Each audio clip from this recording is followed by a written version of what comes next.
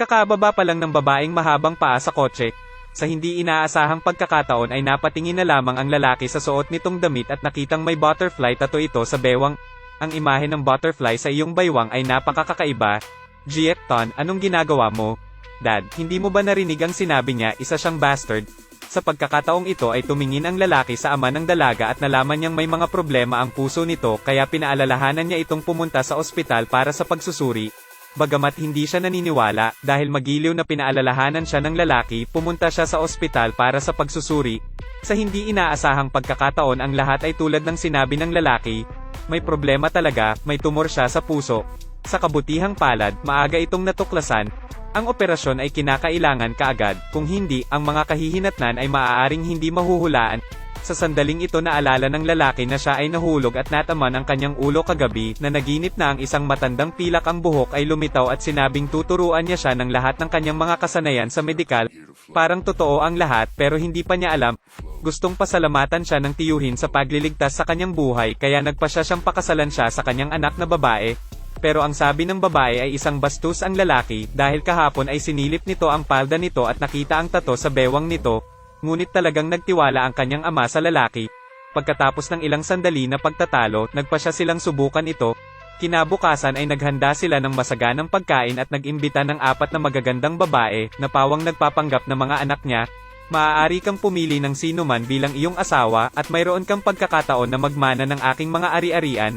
Ngunit tinanggihan ng lalaki ang 4 na babae at sinabing maliit na bagay lamang ang pangyayari kahapon. Nang marinig ang sagot na iyon, nasiyahan si Tio. Pagkatapos ay agad niyang tinawag ang kanyang magandang anak, ika-9 na Jack, Jiang Fi, paumanhin sa dati kong pagkakaayos. Maaari mong labanan ang tukso, napakabuti. Mayroon kang sapat na kalidad sa bawat aspeto. Ngayon gusto kong pakasalan ang aking anak na babae sa iyo, ano sa palagay mo? Tio, huwag kang magbiro. Hindi ako nagbibiro. Pareho kayo ng edad at single, bagay na bagay. Tatay, paano mo nagawa iyon? Hindi talaga tayo magkakilala. Walang masama, ang pag-ibig ay unti-unting nalilinang. Pumili ka ng magandang araw, pagkatapos ay irehistro ang iyong kasal. Tatay, Tio, sa tingin ko ay tama si Miss Jiek, hindi maaaring madaliin ang bagay na ito. Kailangan ko pang mag-overtime ngayong gabi, aalis muna ako. Jiang Fei, Dad, sabihin mo sa akin kung bakit mo ako pinipilit na pakasalan siya. 2 beses na niyang nailigtas si Daddy. Kung ayaw mong maniwala sa kanya, pastahan tayo kay Dad. Kung ano ang tataya. Sa 1 taon, ang kanyang pangalan ay aalingaw-ngaw sa buong Jiangchao. Ayaw mo ba talaga ng business? Kapag natalo si tatay, ibibigay sa iyo ni tatay ang lahat ng asset ng Jiek Group para pamahalaan. Okay, yan ang sabi ni Dad. Sigurado yan. Jiang Fi, tapos ka na bang makipag-usap kay Mr. Jiek? Kayo ulit. Hindi ka namin close noon, so how do we know na kilala mo si Mr. Jiek? Nagkakilala lang kami ni Mr. Jiek sa kalye. Kung gusto mong humingi ng tulong, sorry, mali ka ng tao.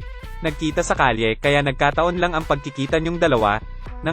Kaya't huwag mag-isip tungkol sa pagkuha ng anumang benepisyo mula sa akin. Pumunta ako.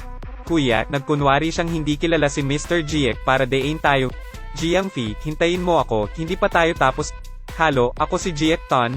Miss Jiek, bakit mo alam phone number ko? Hanggat gusto ko, walang hindi ko makukuha. Dapat pumunta ka agad dito, nasa Justice Department ako naghihintay sa'yo. Kagawaran ng hustisya. Kaya kasal na kami. Huwag kang mangarap, ginawa ko ito para lang harapin ang tatay ko. Tingnan ang kontratang ito. Para saan ang kontrata? Kailangan mo lang tuparin ang 3 kondisyon ko. Una, hindi mo ako dapat hawakan. Pangalawa, dapat tayong mamuhay ng magkasama. Pangatlo, hindi natin ito dapat ibunyag sa labas ng mundo, pwede ba? Dapat magsama pero bawal kitang hawakan. Kung hindi mo kaya, may oras pa para mag-withdraw. Oo, hayaan mo akong mag-isip sandali. Binigyan lang ako ni Dad ng 1 year. Then after a year, kung ganun pa rin siya without any achievements, hihiwalayan ko na agad siya. Hindi masama ang magpakasal ng ganito, at least hindi na ako pipilitin ng nanay ko na makipag-date ulit. Sumasang-ayon ako. Sumakay na tayo sa kotse. May unfinished business pa ako, umuwi ka muna, salamat sa pag-imbita. Oo, Villa No. 7 Tontrain Street. Kapag tapos ka na, punta ka doon. Sino ka ba, bakit ka sumingit dito, gusto mo bang mamatay? May problema sa iyong sasakyan? Kakabili ko lang nitong sasakyan, 200 million ang halaga, marunong ka bang magsalita, umalis ka na dito? Anong nangyari? Tatay, balak akong lokohin ng batang ito, tuturuan ko siya ng leksyon. Anak, masaya ako ngayon, ayoko makipagtalo sa'yo. Tara na. Hindi ka makakapunta. Bakit? Dahil mamamatay ka? Ano? Magsalita ng mabuti, gusto mong mamatay ng tama. Tama na. Anak, magsalita ka ng maayos, huwag kang magsalita ng kalokohan. Alam mo ba ang sinasabi mo? May problema sa iyong bracelet. Ano? Sa tingin mo ba kami ay tanga? Kanina sabi mo may problema ang kotse, ngayon sasabihin mo may problema ang bracelet. Hindi ako nagkamali ng nakita. Kung isusuot mo pa rin ang bracelet na ito, malamang na ilang minuto na lang ang natitira para mabuhay. Ang lakas ng loob mong isumpa ang aking ama. Napakalakas ng tatay ko. 3, 2, 1. Ikaw bastard, gusto mo bang mamatay? Dad, okay ka lang? Ano ba talaga ang nangyayari? Kung hindi mo sinabi ng malinaw ngayon, papatayin kita. Anak, ano ba talaga ang nangyayari? May gustong manakit sa'yo, ibalik mo yan. Anak, sandali, niligtas mo ako ngayon, hindi ko alam kung paano kita pasasalamatan. I'm Van Lam from Van Group, if you need anything, just contact me. Nang tatay, napakahinala ko ang lalaking iyon. Bastos yan. Pambihira yung lalaking yun, dapat kaibiganin mo siya. Villa number 7 sa Tontrin Street, ito ang lugar. Oh my god, eto yung lugar na tinitirhan ng mga mayayaman, tama, sobrang luxurious. Labas. Bakit walang pinto ang banyo dito? Tapos ka na mag-shower, okay. Bastos ka, anong laro mo, naglakas loob kang sumilip sa akin na naliligo, nakakadiri ka talaga. Ikaw ang nagsabi na pumunta ako dito. Tsaka walang pinto ang banyo. Mag-isa akong nakatira, bakit maglalagay ng pinto? Pagkatapos nito ay sa baba ka na lang, hindi ka na makaakyat, naririnig mo ba ako? Ito ay isang kontrata sa pakikipagtulungan sa Van Group, tama? Tingnan ko, ang grupong Van ay ang aming pinakamalaking kasosyo sa ngayon, bukas ay magkikita kami at magwawakas ng kasunduan sa pakikipagtulungan, tungkol sa mga regulasyon sa pakikipagtulungan, pati na rin ang porsyento ng pagbabahagi ng trabaho. Anong masama? Ang kawalan ay ang mga hinihingi mula sa Van Group ay tumataas araw-araw. Malaking pressure ang kinakaharap natin, hindi natin alam kung magiging successful ang negosasyon bukas o hindi. O sige, humanda ka na, bukas sasama ka sa akin. Anong gagawin ko doon? Kung sasabihin kong pumunta ka, kailangan mong umalis, bakit ang daming tanong?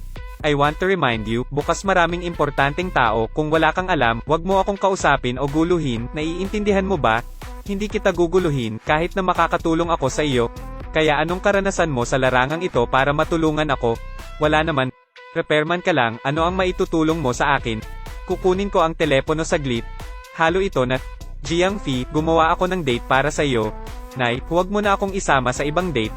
Anak, importanteng bagay ang pagpapakasal, gusto mo bang mamuhay ng mag-isa habang buhay? Nanay, nakahanap na ako ng asawa. Ma'am, pag-uusapan pa natin yan mamaya. Hoy, anong gusto mong gawin? Gusto kitang iuwi at ipakilala sa nanay ko. Dapat mong tandaan kung ano talaga ang relasyon natin.